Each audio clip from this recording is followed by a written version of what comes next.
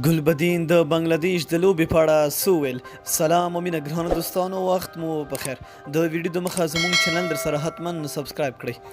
د افغانستان د کرکټ د ملي ټیم کپتان ګلبدین نایب وایي چې په نړیوال جام کې د افغانستان ټیم لوبه تر لوبې ښه کیږي او هیله ده چې له بنگلادیش سره لوبې کې نتیجه بل ډول وي.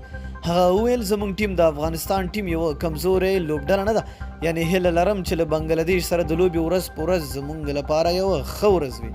افغانستان او بنگلادیش د دوشنبې په ورځ په 24 جون د ساتمتن په همشایر بال کې لوبیږي. د همغه میدان دی چې افغانستان پر هند لوبه وبایلله.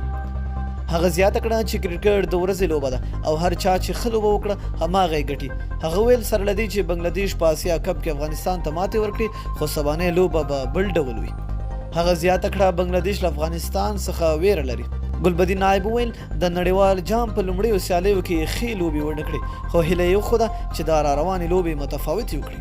ګلبدین وویل چې بنگلادیش په کور دننه د لوبو ښه امکانات لري او د پخپله هلته د 50 اورونو په سیالیو کې لوبه هم کړې ده.